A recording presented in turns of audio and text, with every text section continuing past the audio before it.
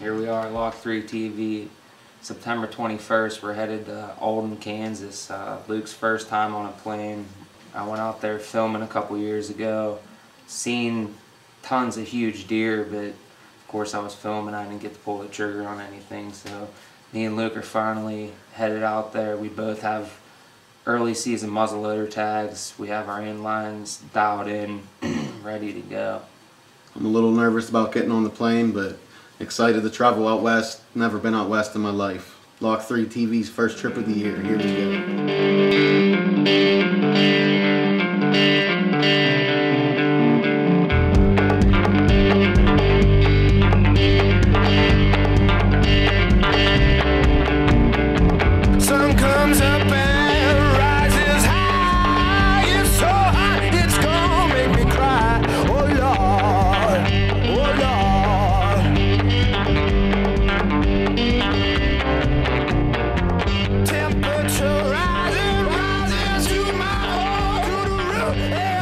So we get into Kansas, we arrive at Misty Morning Outfitters, great lodge, great people, and we're gonna get some rest and hit it hard in the morning, so let's do it.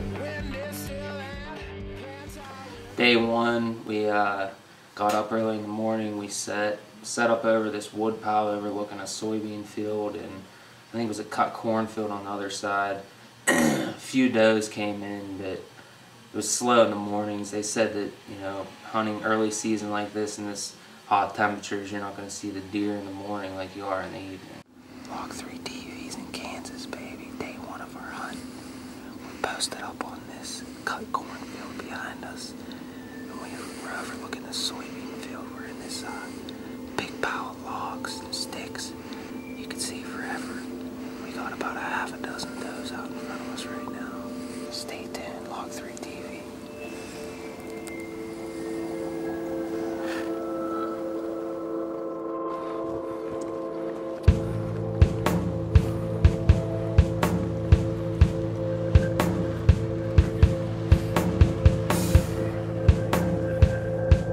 So that evening, we headed back to the woodpile with high hopes of seeing a shooter buck come out, but sad to say, just some does again. We're gonna hit it hard again. Let's do it. Day two. Day two, we went back to the woodpile. On the other side, we actually sat in a ground blind. We had some does come sneak up real close to us. LOCK3TV, I'm up to bat tonight. So we're hunting this wood line here. And the deer, if they come out, are gonna be 80 yards in front of us. Smoke City. So let's see what we can do. LOCK3TV style. Tune in.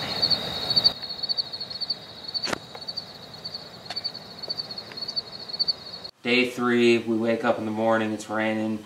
We decide to drive around with Aaron and glass some fields, try find a shooter buck. Later that evening, they put us in the hunting hole. Day three of our hunt at Misty Morning Outfitters. We're overlooking this Milo field and I think it's a cut soybean field. Brought the heart out tonight thanks to Ryan. This thing's nuts, man. 0 to 700. He steps out, I'm ranging him. I'm hitting the clicks and he's toast. Last person that sat here said that he came out 300, a little too far. If he steps out tonight, we ain't gonna have that problem, I promise you that. Been seeing a lot of shooters here. Hopefully they show up tonight. Everything's perfect. Wind's in our face. I just got that feeling that tonight's the night. Luke Duke on the camera. Maybe we can lay down 2 tonight. You never know. Stay tuned. LOCK3TV.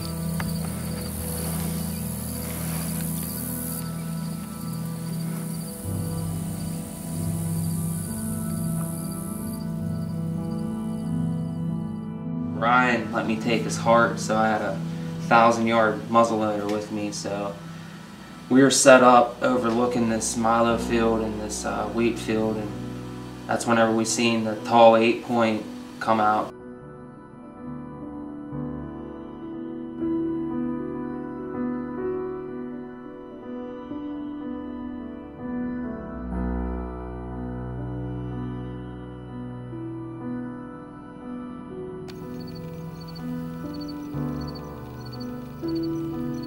Right before dark, I could have shot him, but we were right out of camera light.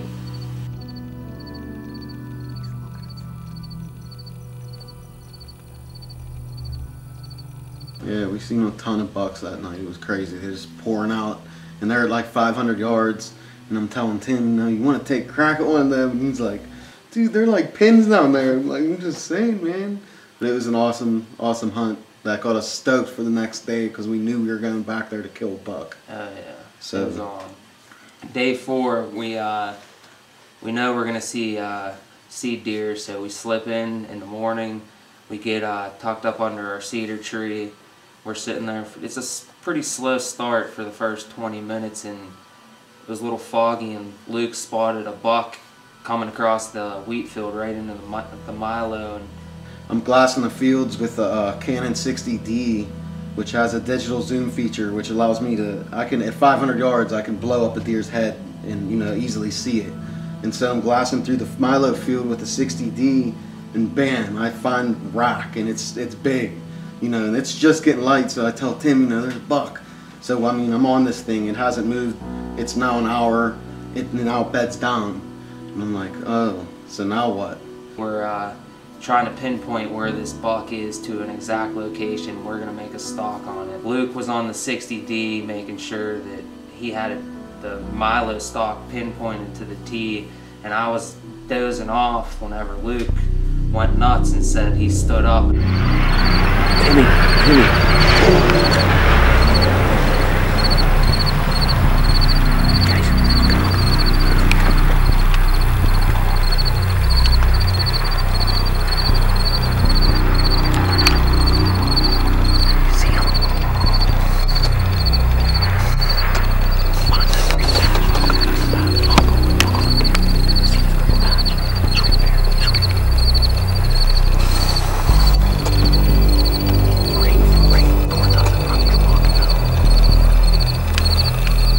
Up, and all of a sudden I grabbed Ryan's gun, the heart, I dialed it in, I took a shot, and he was still standing there.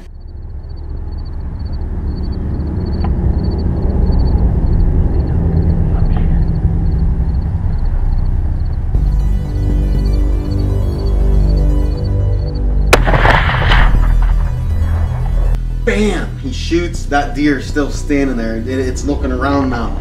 And I'm like, oh, I grab my gun and I pull up, and I'm like, deer's still standing there, Tim. He's like, give me that gun. Grabs the gun. Pow! You know, smoke. We didn't know anything.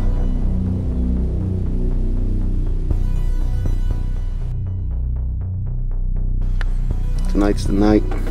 Tim on the heart. 700-yard gun. What do you think, Aaron? You think we're gonna slay something? I think you're gonna miss. I think you're gonna miss. I think you're gonna miss.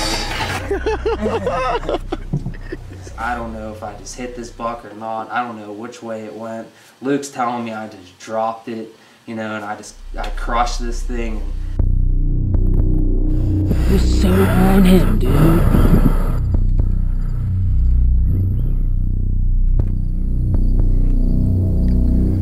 10 points stood up. Tim took a whack at him with the heart, shot over his back, I believe. Grabbed my gun, got on him, took a shot. Too much smoke to see anything, but for all we know, that fucker's laying down there. We're wait for Ryan to come. See if he's down there. We didn't know if the deer was dead or if it ran away. And then I go to look at the footage to see if Tim hit it, and I realized that there's no footage. I was recording the deer's rack moving when the deer stood up. I don't know if it was buck fever, adrenaline hit me, out of reaction, I hit that record button, and that was it. I was on the deer ever since then, not paying attention to anything but thinking I was recording, but I wasn't the whole time. It sucked. It was horrifying, but we got some GoPro footage, which was pretty sweet. So we call Ryan, he shows up. We go sneaking through the Milo, and there it is, man. I killed the biggest buck in my life. Well, we were a little unsure about that, but sure enough, Tim got the big buck on the ground, baby.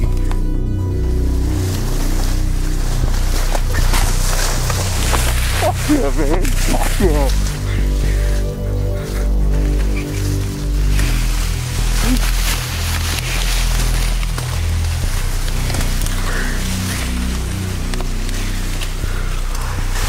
Here we are, baby.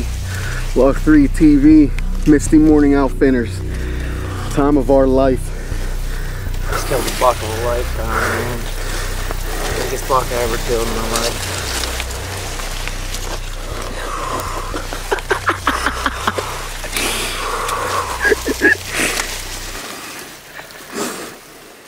How's that feel? A little unsure there for a minute, huh? I told you, I said, we don't know nothing. That thing could be laying there. And it was. Fuck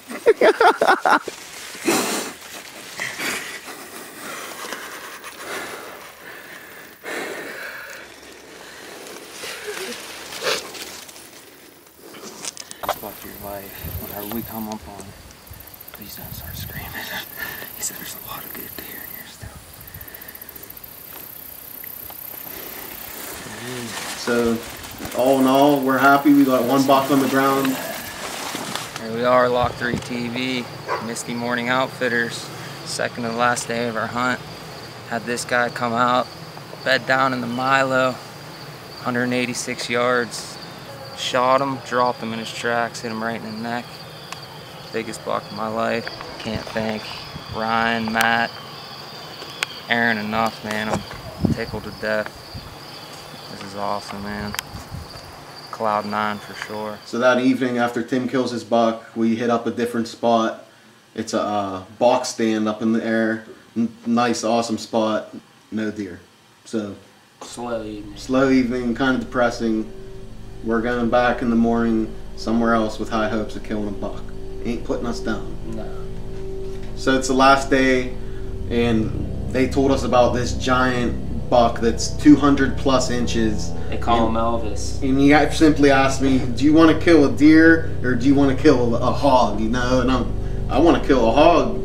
Took me that spot. You know, he told me going in, you might not see many deer, but if you do, you're going to see a 200-inch buck. Fine with me. Tim's tagged out. I'm up the back. Let's see if we can bring two monsters back to the bird. Stay tuned. LOCK3TV.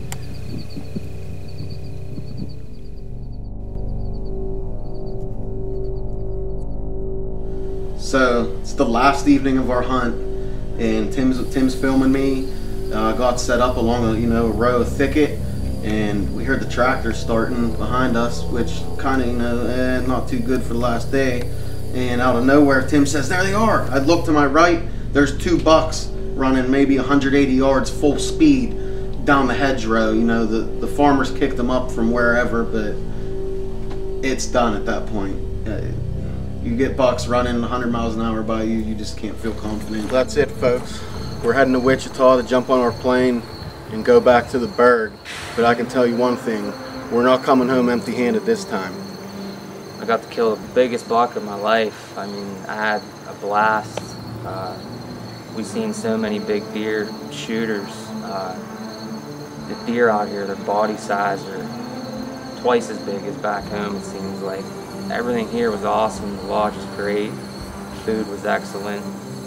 Hospitality was like we were just back at home in Pittsburgh. We had a blast in Kansas.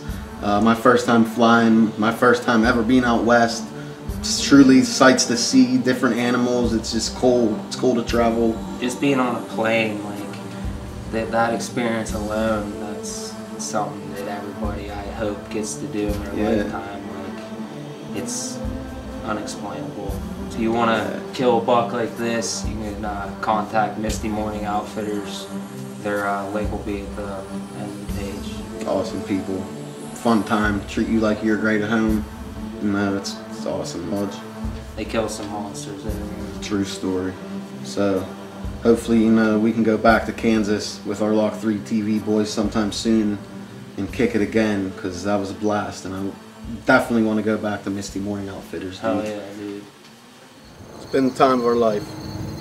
Till next time, LOCK3TV. Over and out.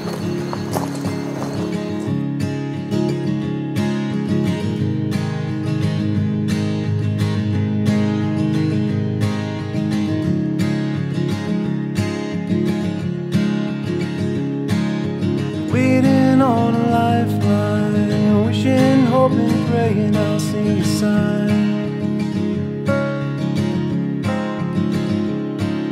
But I don't know if I'll find the strength to make it through another time.